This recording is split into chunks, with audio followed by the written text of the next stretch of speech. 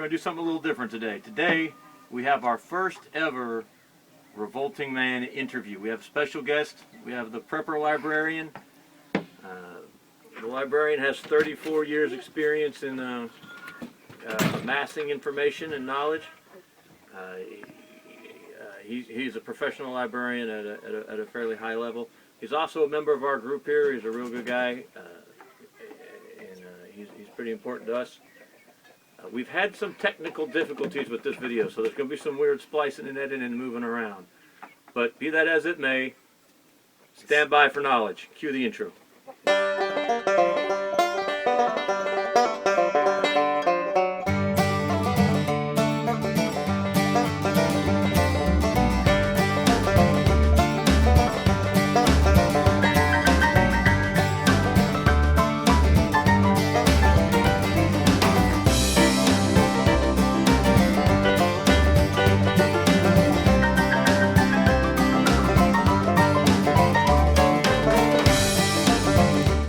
Knowledge is power, right?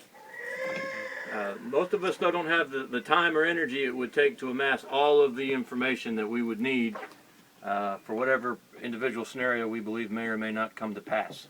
That makes it vital that we have a repository of information, a library, a Prepper library that each of us can access when the time comes. We got a guy here today who is an expert at sifting through large amounts of information and picking out the pearls and leaving behind the chaff. And he's going to tell us today, show us some books and to focus on to start your Prepper library. Prepper Librarian, take it away, sir. All right. Greetings, everyone. Like he said, I've been a librarian for a long time, and I found out that you need to have some books on everything that you want to be good at, because these are the experts, and it's a lot cheaper to get these than it is to hire somebody and talk to them or take a class.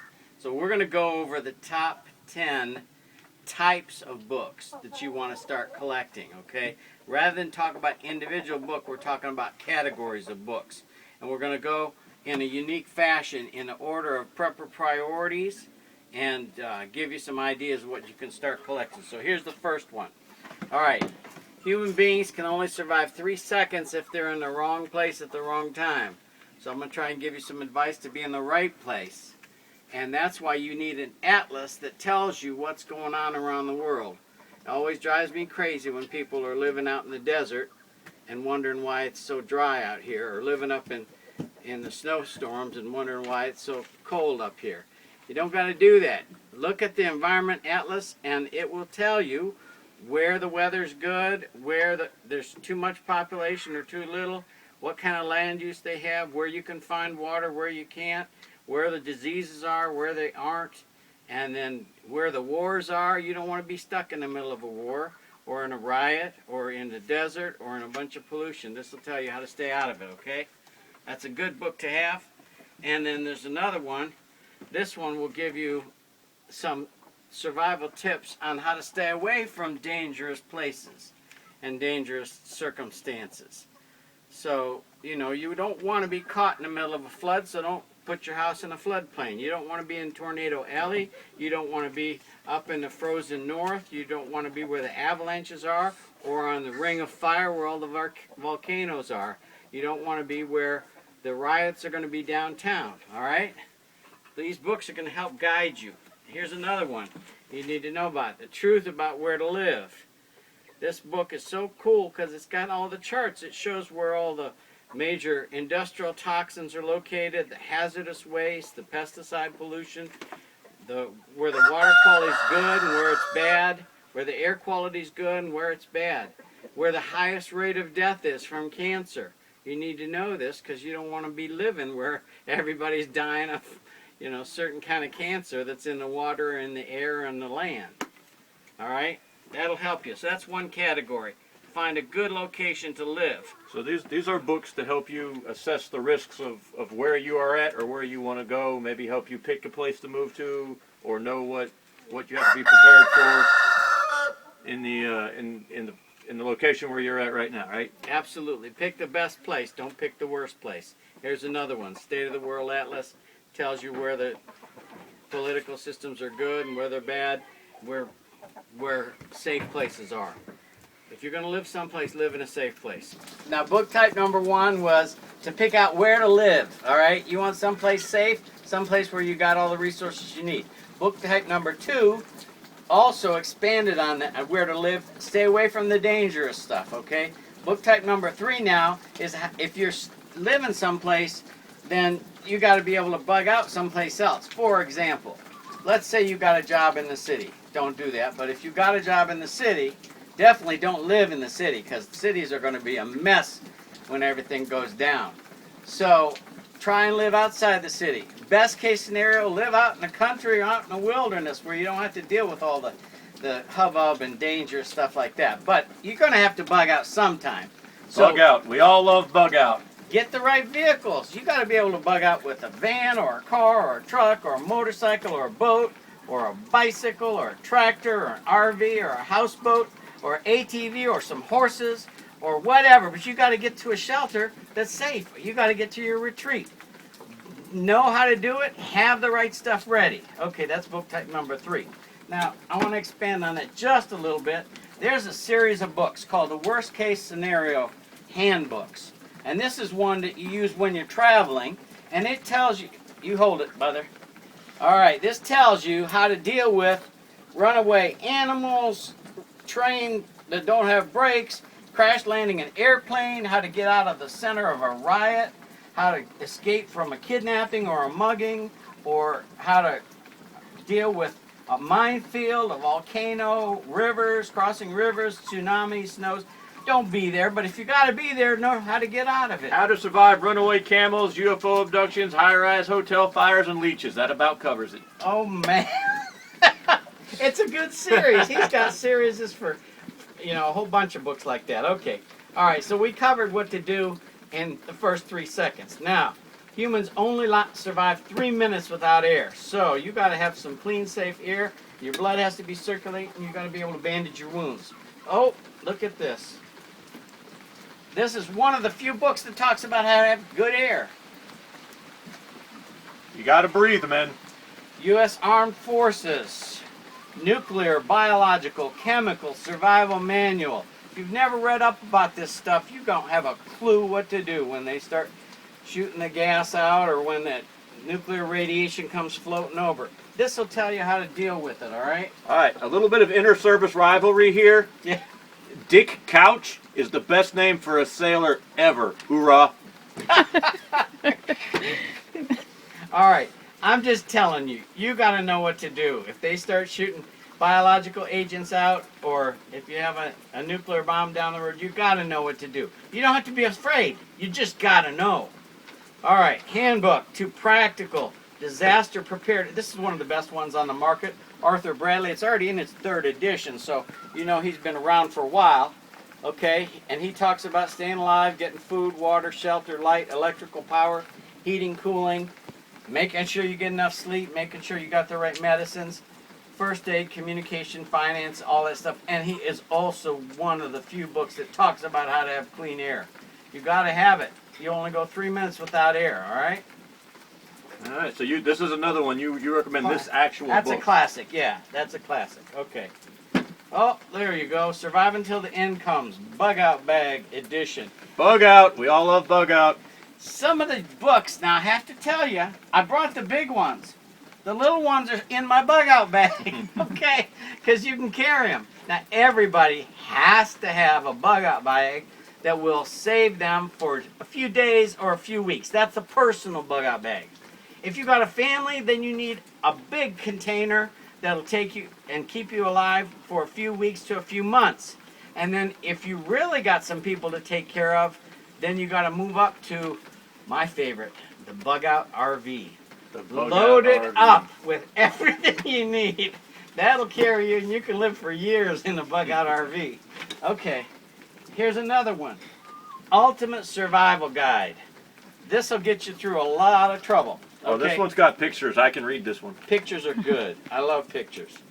All right, humans only survive about 3 hours without shelter. You can get frostbite. You can die of all kinds of stuff if you don't have survival shelter. This will help you do that. It shows how to build shelters in any kind of environment. Now, I tell people don't go where there are mudslides and floods and hurricanes and tornadoes and snowstorms and blizzards and all. But if you got to go there, you got to know how to build a shelter to survive. This book will get you there, okay? Here's one more. Oh, no, that's good. 3 hours without shelter. You got to be able to make a shelter, and you got to be able to deal with that stuff. All right. You only survive for 3 days without water. Okay. Now, this is a big one. This is where we're at in our in our preparedness. But our next step is a water system. well, the thing is, you can have personal safe water. You got the little life straw, and you got the little filters, and you got all that kind of stuff. But this is for your homestead. This is to make sure you got enough water to survive. We just dug a well on our property, and we are loving it. Watering all those plants and not caring how much it costs. Are y'all drinking it or just? Yeah, it's good stuff. Does it taste good? Tastes better than this rotten city water with chlorine and fluoride and every other piece of junk they throw into it. But anyhow, you got to have personal water supply that's safe, and you got to have a family water supply that's safe. So get some book that tells you about that, all right? The other book, and I didn't bring it, but I got it off Amazon, the Prepper's Water Survival Guide, okay? You got to know what the effects are of dehydration. Most people don't have a clue when they're starting to get dehydrated. Yeah. You got to know that water can carry toxins, poisonous metals, poisonous chemicals, diseases. You drink out of the stream, you're going to get some kind of disease. You drink out of the water system that they've got. There's a lot of things you got to know about getting good, clean water. You got to be able to store it. You got to test it. You got to purify it. You need it for sanitation. You need it for plants. You got to have some clean water, right? Right. And you use 5 gallons of it a day. It's hard to store enough, to last you as long as you need. You got to have a system for water. I saw a YouTube video a while ago that said 7 places you can find water in the average house that people don't even think of. Your water heater, the toilet bowl, tanks, not the bowl, the tanks, etc., etc. So just be aware and be ready for that. Okay, let's look at the next one. Homesteading. Oh, he likes this. This is us, people. That's part of the series by Emily Gehring, and she's got Back to the Basics, she's got Homesteading, and she's got Self-Sufficiency. She probably has some other books too, but you don't get much better than this because they cover a lot of territory, and it's got a lot of pictures, color pictures that are easy to understand. This stuff is great. I mean, it's all real entry level, but man, it lets you know about stuff you didn't even know about and gives you a starting point, a jumping off place. These people, this woman, I never knew her name until the librarian just told it to me, but this woman deserves a Medal of Freedom. Amen to that. Here, for example, this is what she's got in this one. How to dye cloth, how to raise chickens, how to graft trees, how to milk cows, how to build a little log cabin, how to make cheese, how to weave a rug, cooking over a wood fire, how to can, pickle, and preserve food, how to raise up a barn, how to make candles, how to shear sheep, how to design a home, how to brew beer, keeping bees and harnessing natural energy, plant a kitchen garden, spin wool, craft furniture, skin a rabbit, churn butter, tan leather. That's some good stuff, isn't it? Some good stuff. All right. So, we talked about, first of all, how to live in the right place. If you can't live in the right place, then you got to bug out to the right place. After you bug out to the right place, you got to make sure you got clean water, clean air, good shelter, and now you can go 3 weeks without food. We're going to teach them how to get some food. This is possibly the biggest gap in most people's preparedness. All right, you can't store the food. If you can grow food, you can't store the food without electricity. Unless you know how. This is huge, people. This is up there with the water. You need information on this, and there's a lot of information on it. It is very hard to have it all up in your brain housing group up there. You almost need some kind of manual. We don't have this one. We have something similar though that we kind of go by a lot. You need information stored on this. Learn it. Okay, here you go. For you guys that like guns, you got to know how to hunt and catch the right animals for protein, right? Hunting and gathering. All right. The hunting part is the animals. The gathering part is the plants. That is part of an outdoor life series that is tremendous.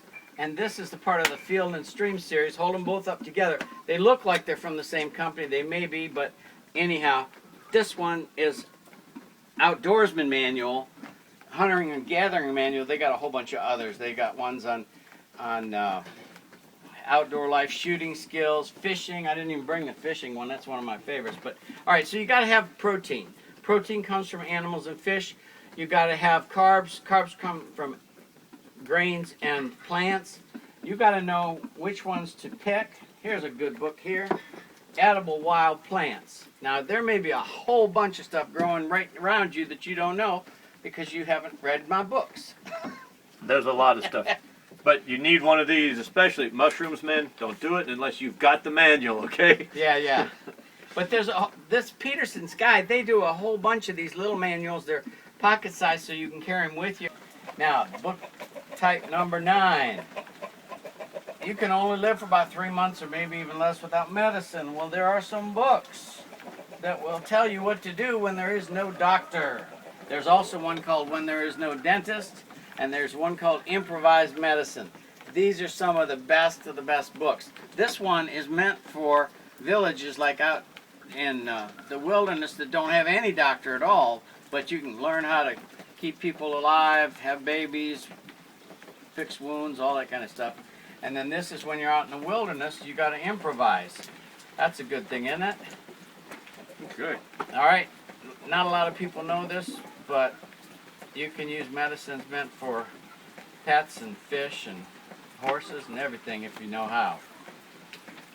See the Patriot Nurse for that. The Patriot Nurse. We like the Patriot Nurse. She's one of my favorites. Okay. Patriot Nurse, we would like you to watch our video about Christian polygamy. Just throwing it out there.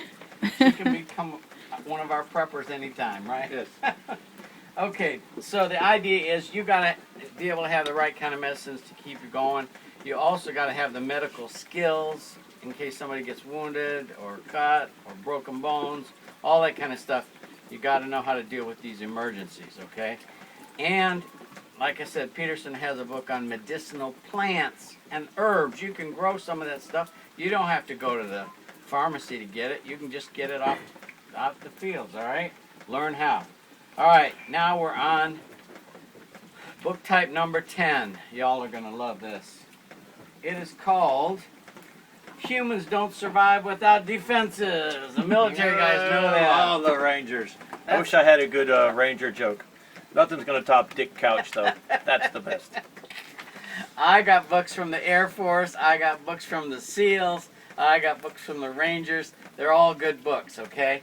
But they'll tell you how to survive and how to defend yourself and your family and your country and your church and whatever else you need. All my books are from the Marines. They're the best books. Here's another one. Combat What is it skills. with you in the Army?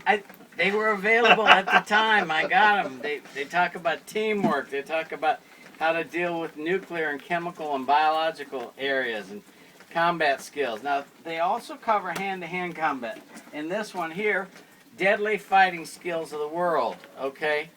You got to know how to use edged weapons, improvised weapons, throwing weapons, grenades, how to do snipers, flamethrowers, automatic weapons, heavy firepower. They'll tell you how to get away from a grenade launcher, attack and stuff like that. Ambushes, assassinations, night fighting, how to take on airborne and armored pursuers, how to deal with sabotaging and booby traps and silent weapons. They got a lot of stuff in there. And then the last one, another one, Encyclopedia of Combat Techniques.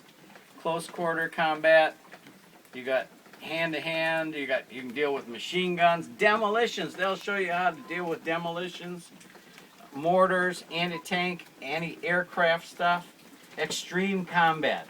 In the jungle, in the mountains, in the wintertime, amphibious, unit tactics, special skills. Folks, the reason we got the books here is these are the experts. You can take them with you. They don't charge you anything once you got the book. It's good stuff. Make sure if you're not prepared, you're not prepared. You know, I don't know how much the librarian's got in his library. I was looking at some of these books, and a lot of them had sale stickers on them and clearance stickers and whatnot. Yeah. You know, you don't have to spend millions of dollars to be a prepper or be prepared. You can do this a little bit at a time. You don't have to run off to Amazon.com right now and buy 10 books.